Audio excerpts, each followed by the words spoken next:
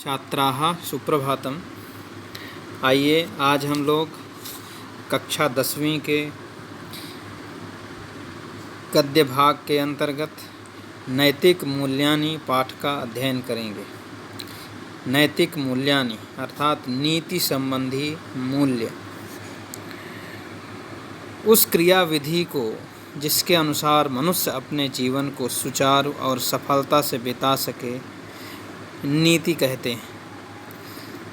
नीति के मूल्यों को ही नैतिक मूल्य कहते हैं। नीति पर चलने से, उसका व्यवहार करने से जनता का, शासकों का तथा समस्त प्राणी मात्र का कल्याण होता है। कवियों तथा नीतिकारों ने कथाओं और श्लोकों के द्वारा नीति ग्रंथों की रचना की, यथा जैसे चाणक्य नीति, विदुर नीति, विदुलोपाख्यान, पंचतंत्र, शुक्र नीति, नीतिसार, भर्तृहरिकृत, नीति शतक आदि शिक्षा देते हैं कि सच बोलना, हिंसा न करना, चुगली न करना, गरीबों को दान देना, दया, सहनशीलता, परोपकार, विनयशीलता, अतिथि सत्कार आदि नैतिक आचरण हैं।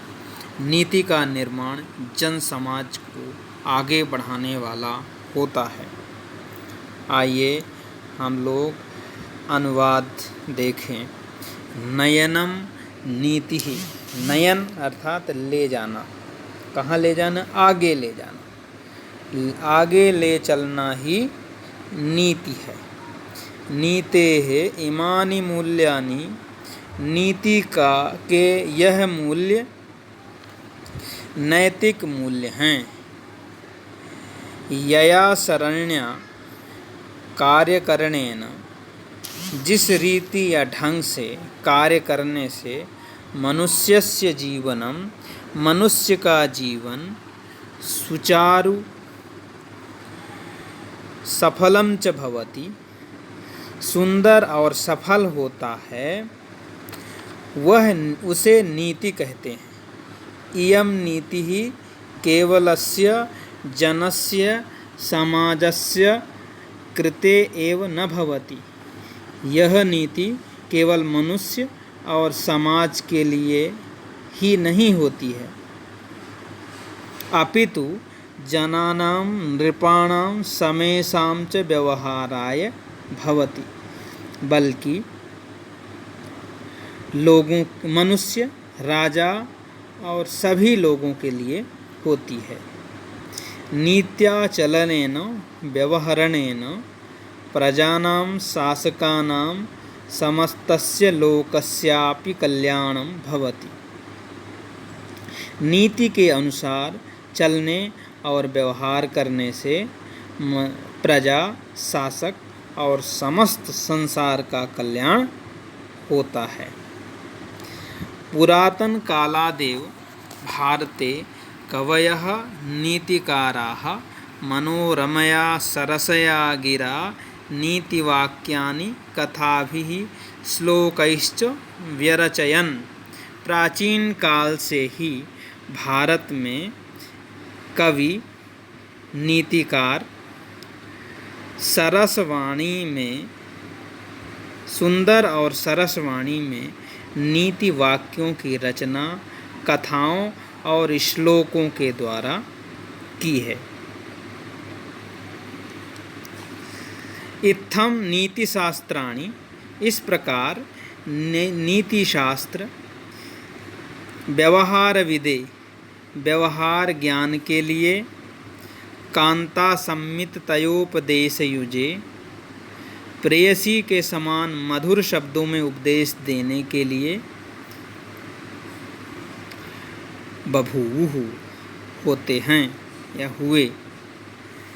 फलं त्विदं संपन्नम, इसका प्रतिफल यह हुआ कि साधारणाः अपि जनाः, साधारण लोग भी व्यवहाराय, नीति व्यवहार के लिए, नीति वाक्यानि, नीति के वाक्य, नीति श्लोकांश्च तथा नीति के श्लोकों को कंठस्थ कर लेते थे। गलविलाधः अर्थात कंठस्थ कर लेना। गला रूपी, कंठ रूपी जो विल है उसके अधः अंदर कर लेना माने कंठस्थ कर लेना। यथा च जैसे कि चाणक्य नीति ही चाणक्य नीति, विदुर नीति ही विदुर नीति, विदुलोपाख्यान, पंचतंत्र, शुक्र नीति, घट कर पर कृत नीतिसार, सुंदर पांडे के द्वारा लिखी हुई नीति द्विशतिका, भल्लाल शतक, भर्तृहरि द्वारा लिखित नीति शतक, बल्लाल शतक, दृष्टांत शतक इत्यादि बहुत सी नीति पुस्तकें संस्कृत में उपलब्ध होती हैं। अगला पैराग्राफ देखेंगे। विचार्यमाणे साहित्ये आदिकालादेव सर्वेषु अपि राष्ट्रेषु अयं विश्वासः प्रचलितः आसीत्। साहित्य में विचार किए जाने पर आदिकाल से ही सभी राष्ट्रों में यह विश्वास प्रचलित था।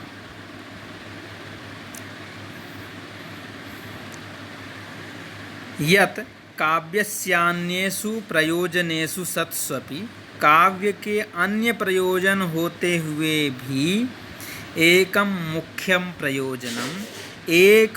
प्रयोजन नैतिक परितोषः, नैतिक संतोष था।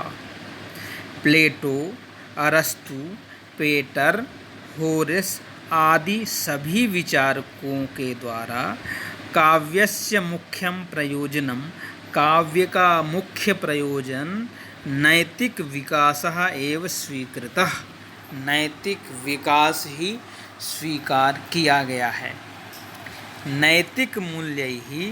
नैतिक मूल्यों से व्यक्तेः सामाजिकी प्रतिष्ठाभिवर्धते, व्यक्ति की सामाजिक प्रतिष्ठा बढ़ती है। मानव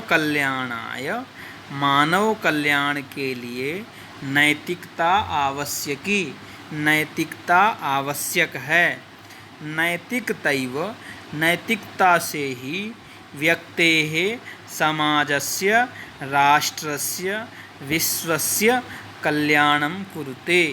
नैतिकता ही व्यक्ति, समाज, राष्ट्र तथा विश्व का कल्याण करती है। नैतिकताचरणेनैव मनुष्येषु, नैतिकता के आचरण से ही मनुष्यों में त्याग, तप, विनय, सत्य, न्यायप्रियता एवं अन्य मानवीय गुण उत्पन्न होते हैं। नैतिकता से मनुष्य अन्य प्राणियों से भिन्न कहलाता, अलग कहलाता है। नहीं तो पशु भी तो प्राणी है, लेकिन पशु नैतिक बातें नहीं जानता, इसीलिए वह मनुष्य नहीं कहा जाता। पशुओं से मनुष्य अलग क्यों है? क्योंकि वह नीतियों की बातों को जानता है, धर्म को जानता है।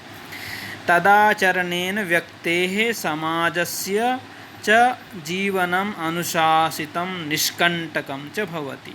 उसके आचरण से व्यक्ति के समाजस्य च और व्यक्ति का तथा समाज का जीवन अनुशासित तथा निष्कंटक होता है। व्यक्तेः समाजस्य, वर्गस्य, देशस्य च समुन्नयनावसरो लभ्यते। नैतिकता से व्यक्ति, समाज, वर्ग, देश के उन्नति के अवसर प्राप्त होते हैं। समाजः ईर्षा द्वेष छल कलहादि दोषेभ्यः, समाज ईर्ष्या, द्वेष, छल, कलह आदि, कलह अर्थात झगड़ा आदि दोषों से मुक्त रहता है।